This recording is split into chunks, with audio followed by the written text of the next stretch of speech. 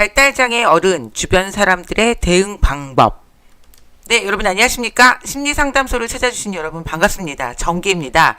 네, 최근에 저희가 한 구독자가 그래도 100분이 넘어가니까 많은 분들이 그 정신장애, 특히 그쪽 그런 동영 영상에다가 많이 댓글을 좀 남겨주셨더라고요. 네, 정말 감사드립니다. 그래서 제가 정성껏 다 이렇게 해서 답변을 좀 다는 편인데 마음에 드실지는 모르겠습니다. 이제 앞으로 구독자가 좀 더 많아지면 제가 실시간 생방송을 할 거예요. 이제 그래서 신청을 받고 전화 상담을 실시간으로 하는 그런 거를 지금 진행하려는 컨텐츠를 지금 준비 중인데요.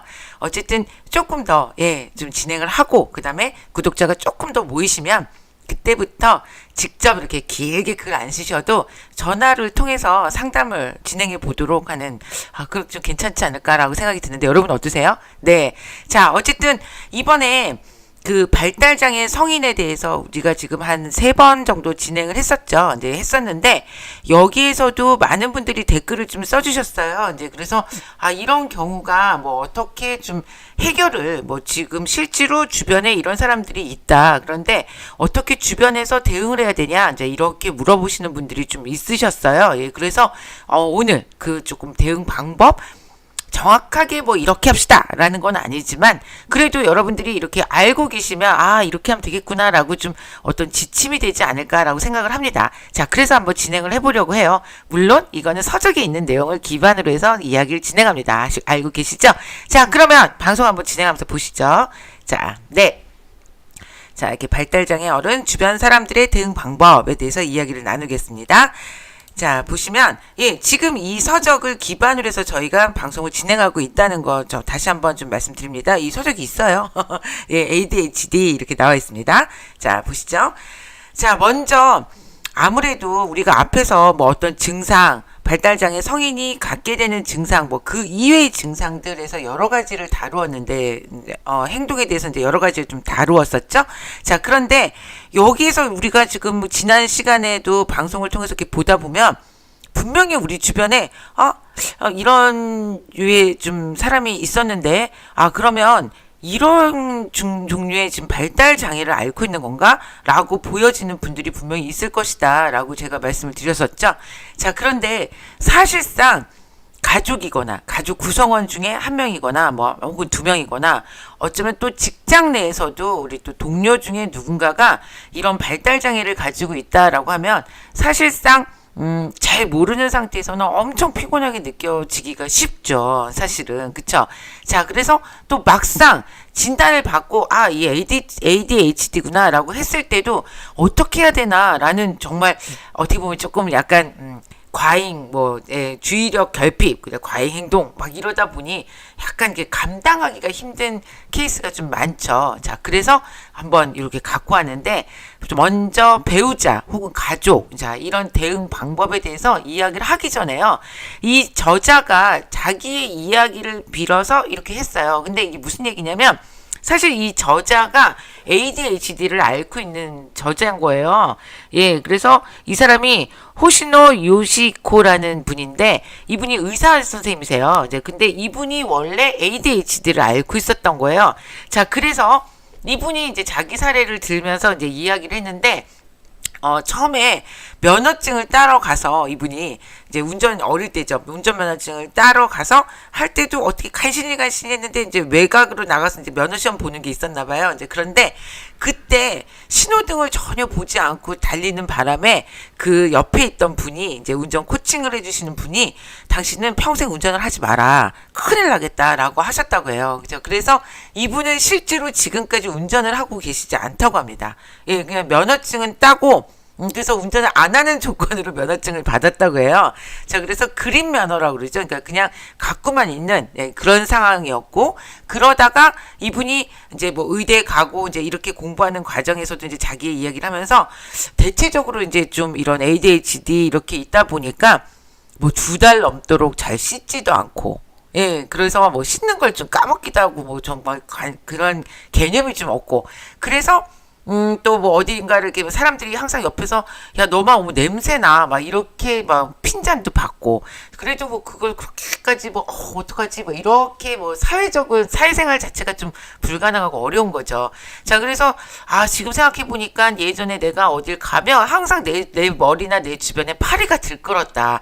약간 좀 불결하다라고 생각할 수 있는데, 그럴 정도로, 그리고 기숙사 생활을 하면서도 순식간에 그냥 기숙사 방이 막 쓰레기장이 돼버리는, 그리고 막 이렇게 먹던 걸 계속 그냥 놔둬가지고 구더기가 일고 막 이렇게 생기는, 자, 그런 생활을 하다가 이분은 그래도 의대를 간 거잖아요. 근데 여러분, 여기서 되게 중요한 게 있어요. 뭐냐면 ADHD다 이런다고 그래서 우리가 지능하고 상관이 없어요. 알고 계시죠? 예, 그렇기 때문에 의외로 이런 분들이 뭐 우리가 생각하는 사회생활에서는 좀 문제를 겪을 수는 있지만 또 한 가지 집중력은 굉장히 좋다는 거죠. 자기가 좋아하는 분야. 자, 그래서 거기에 대해서 파고들고 막 밤에 잠도 안 자고 먹지도 않고 막 파고드는 그런 성향을 좀 갖고 있죠. 자, 그러다 보니까 이분도 역시 그렇게 공부를 해서 의사가 된 거죠. 그래서 의사가 된 후에 이제 배우자를 만나서 결혼을 생활을 하다 보니까 지금 배우자가 이렇게 해줘야 되더라라는 이야기를 자기의 경험을 빌어서 하고 있습니다. 아시겠죠? 자, 보시면 그래서 배우자와 가족의 대응 방법 이렇게 나와 있는데 내가 가정에서 중요한 일만 결정하는 대통령이라면, 이제 남자분이니까 이렇게 표현을 했죠. 자, 그러면 아내는 자, 식사와 건강을 관리하는 뭐 보건복지부 장관, 이렇게 표현을 했어요. 자, 금전관리 살림을 꾸려나가는 기획재정부 장관, 자동차를 운전하고 열차표, 뭐 호텔 예약 등을 담당하는 국토해양부 장관, 예, 그리고 주변의 관원상제를 비롯해서 사교, 대외활동을 담당하는 외교통상부 장관, 거기다 또 두 아이의 육아, 교육 전담하고 지켜봐주는 교육과학기술부 장관, 그 밖에 모든 잡다한 일을 도맡아 하는 행정안전부 장관, 이렇게 맡고 있는 셈이다. 그래서 결국 슈퍼 국무총리라고 할 수 있다. 자, 이 말을 빌어서 보면 우리가 생각해 볼 수 있는 게, 결국은 우리 가족 구성원 중에 특히나 혈연지간, 뭐 부모 자식 이렇다 그러면 뭐 당연히 어쩔 수 없지만, 특히 배우자 입장에서는 조금 피곤하긴 해요. 그렇지만 내 배우자가 ADHD다, 자, 이랬을 때는 뭐 어떤 이런 역할이라는 게 좀 많이 커지는 그런 부담감은 좀 있겠죠. 보통은 우리가 생각할 때도 특히 남자분들이 좀 많이 있죠. 유병률이. 자, 그렇기 때문에 남자분들이 뭐 좀 이렇게 알아서 착착착 해주는 그런 것들이 있어야지 여자가 좀 편하다라고 생각할 수도 있는데, 사실상 ADHD다. 그런데 남편이 ADHD다. 이렇게 되면은 거의 모든 결정을 다 케어하는 거를 아내분이 해야 된다라는 이야기를 하고 있습니다. 그러니까 이거는 좀 부당하다라고 생각하실 건 아닌 것 같고요. 사실은 어쩔 수 없는 그런 상황이니까, 또 그런 내 배우자가 그렇다는데 내가 그런 마인드를 못 갖는다 그러면 항상 스트레스 상황에서 노출될 가능성이 높겠죠. 자, 그래서 이런 것들을 조금 알고 가시면 좋겠다. 자, 다음에 보시면 이런 이야기가 나와요. 자, 부부가 함께 전문의에게 설명을 듣는다. 이제 네 가지가 있는데, 자, 그리고 부부끼리 자주 이야기를 나누고 협력 관계를 만들어 간다. 자, 만약을 대비해서 부부만이 아는 신호를 좀 정해줄 필요가 있고요. 정리정돈이나 순서를 정해서 해야 하는 일은 종이에 써가면서 정리한다. 자, 그러니까 어떤 게 있냐 그러면, 좀 과정은 어떻게 보면 조금 시간은 걸리고 힘들 수는 있지만, 사실 만약에 배우자가 왜 이렇게 이 사람이 이렇게 뭔가 이렇게 안정적이지 않고 뭐 부산스럽고 크게 정신 산란하게 막 이렇게 하고, 뭐 자기 뭐 뭔가를 하고 있으면 불러도 대답도 안 하고 뭐 해도 맨날 까먹고 이런다. 그래서 이 상황을 잘 몰랐을 때는 그냥 그거를 성격으로 치부하기가 쉽다라고 말씀을 드렸었잖아요. 자, 그래서 이 사람이 도대체 성격이 왜 이 모양이야? 이렇게 생각을 하면 반대편 배우자가 굉장히 스트레스를 받을 수 있겠죠.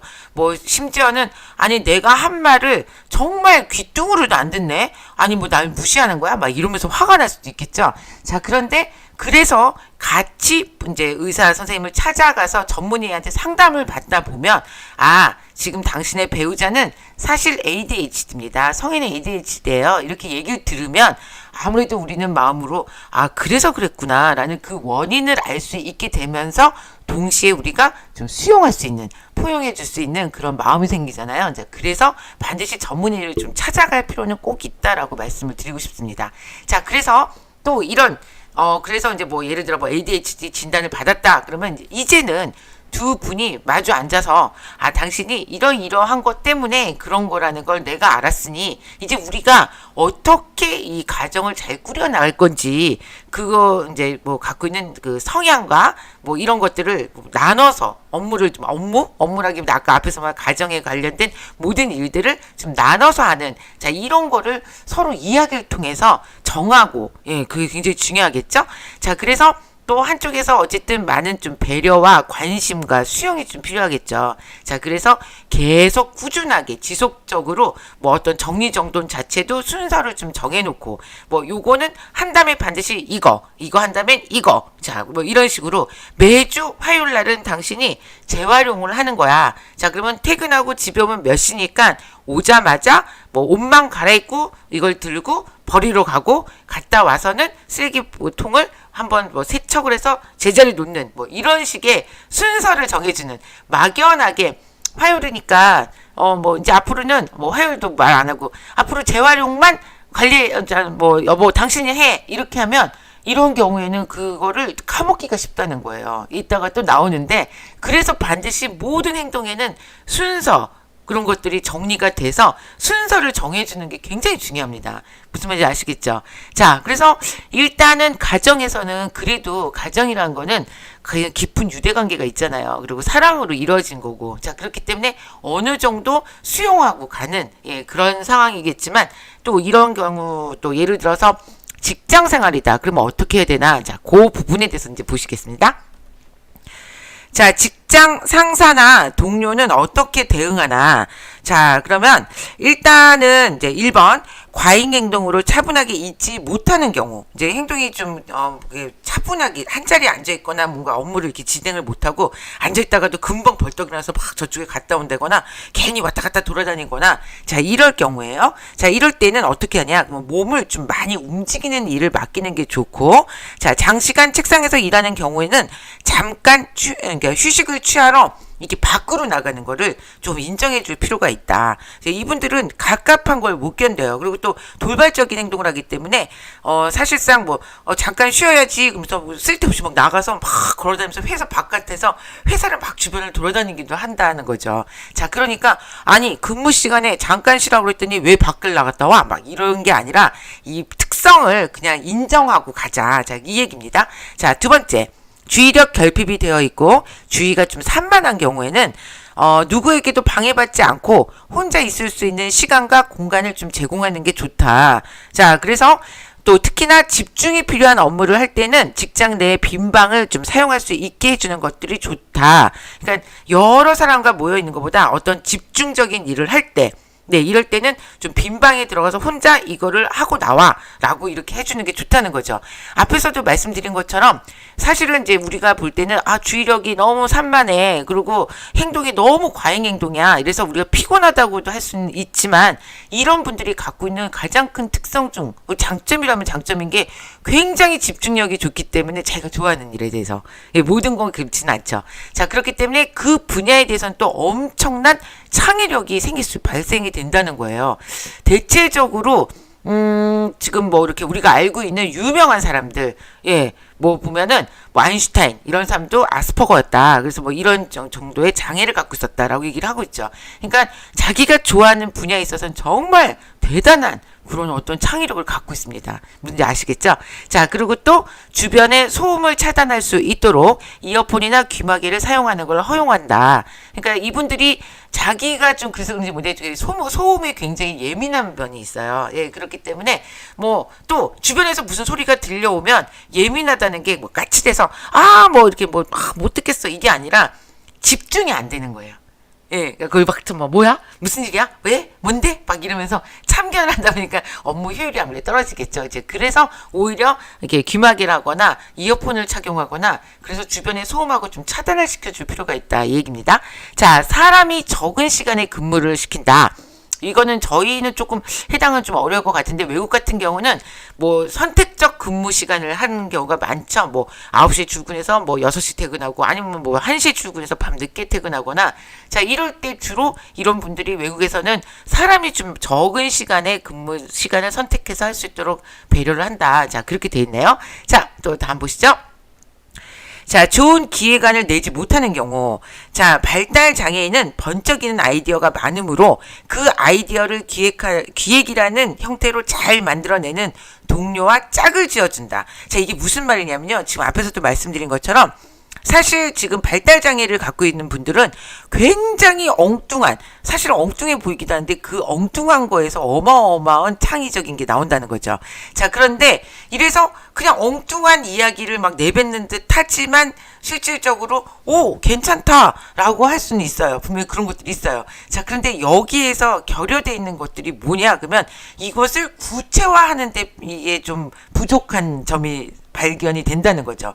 그러니까 어떻게 보면 아이디어를 탁 내는 거는 굉장히 잘하는데 그 아이디어를 구체적으로 정리를 해서 어떤 기획안을 만들거나 뭐 이렇게 적용을 시키거나 이런 것들에는 좀 많이 부족한 거예요. 이분들이 좀 갖고 있지 않은 능력인 거죠. 자, 그렇기 때문에 회사 입장에서 봤을 때는 이분들의 이런 아이디어를 그걸 그대로 기획으로 만들 수 있는 사람과 어떻게 뭐 동료랑 짝을 지어주면 두 사람이 같이 번쩍이는 아이디어를 뭔가 만들어내고 자 이렇게 해서 협동을 해서 엄청난 좋은 것들을 발견할 수 있다. 창의를 해낼 수 있다라는 이야기를 하고 있는 겁니다. 아시겠죠?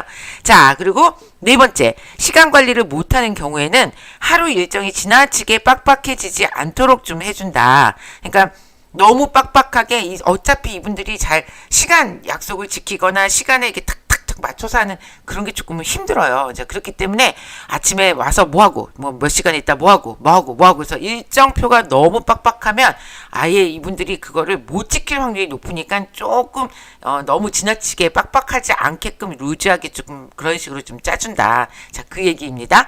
자, 일이 자꾸 미뤄지는 경우는 마감 시한을 정하도록 한다. 자, 이게 무슨 말이냐면요. 뭐, 예를 들어서, 발달장애 성인 같은 경우는, 앞에서 지금 제가 그, 가족 안에서도 뭐, 재활용 청소, 이런 것들을 말씀드렸죠.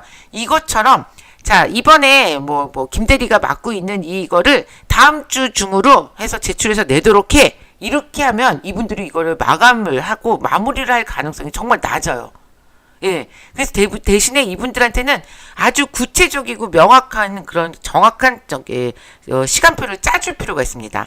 뭐냐면, 자, 네가 맡은 기획안이 1, 2, 3안이니까, 예를 들어, 1안은 월요일 3시까지, 2안은 화요일 2시까지, 뭐, 3안은 뭐, 목요일 4시까지, 자, 이렇게 해서 갖고 와. 라고, 이렇게 구체적으로 이야기를 해줘야 된다는 거예요. 자, 그래서 만약에 그냥 뭉뚱그려서, 우리는, 이거 되는 대로 해서 다음 주 안에 줘. 이러면은, 어떤 사람은 좀, 월요일날 주는 사람도 있고, 어떤 사람은 금요일까지 밀어서 주는 사람이 있는데, 이분들은 아예 안 줄 가능성이 높다는 거예요.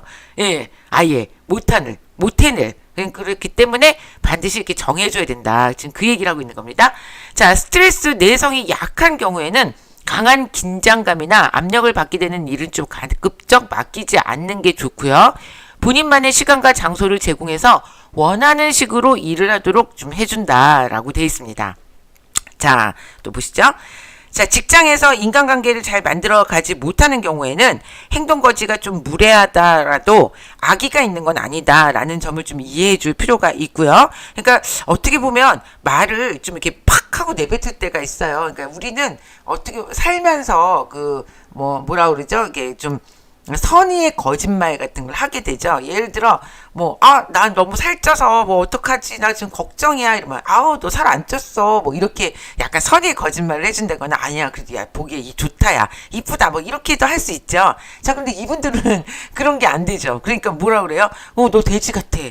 뭐 이렇게 말을 확 하고 뱉을 수 있는 거예요. 그럼 또 상처를 받을 수 있는데 그 말은 그냥 아이들하고 똑같다 생각하시면 돼요. 아이들한테 누가 더 예뻐? 그러면 여기 이렇게 하고 짚잖아요. 아이들은 실제로 둘 중에 누가 더 예뻐? 그러면 이렇게 하고 하잖아요. 자, 그거하고 똑같이 그냥 이렇게 생각나는 대로 그냥 느낀 대로 이야기를 하기 때문인데 그게 절대로 뭐 악의를 갖고 있는 게 아니다라는 점을 좀 이해를 해줄 필요가 있다라는 얘기죠. 자, 관리직 업무와 관련되지 않도록 한다. 사실상 우리가 생각해보면 네, 이렇게 발달 장애를 갖고 있다 그러면 어떤 뭐 조직을 관리하거나 이런 업무에는 상당히 비효율적이겠죠. 그러니까 주로 창의적인 거는 괜찮지만 뭔가를 자기가 뭐 스케줄을 짜서 뭘 관리한다 뭐 아무래도 좀 어려웠겠죠. 예, 그 얘기를 하는 겁니다. 자, 혼자서 자유롭게 할 수 있는 일을 맡긴다. 지금 앞에 하고 연관이 되죠. 자, 상사가 발달 장애를 잘 이해하지 못하는 경우에는 이해해 줄 수 있는 부서로 좀 이동을 시켜줄 필요도 있다라고 얘기를 하고 있어요. 자, 그리고 마지막 8번째, 잘 잊어버리는 경우. 자, 복잡한 일일수록 잘 잊어버림으로 그런 일을 맡기지 않도록 한다. 그러니까 뭐 과정 모든 게 다 너무너무 복잡하다 이러면 대체적으로 이걸 완수하지 못할 확률이 높기 때문에 이런 업무는 좀 피하는 게 좋다라고 얘기하고 있고요. 자, 해야 할 일을 잊어버리지 않도록 수시로 지시해줄 사람을 붙여준다. 자, 그러니까 자꾸 잊어버려요. 이제 그렇기 때문에 옆에서 자, 3시까지 그거 해서 갖고 와. 자, 그러면 한 2시 정도에 자, 1시간 남았어. 빨리 해. 뭐 이렇게 체크를 해라. 이런 이야기를 하고 있는 거죠.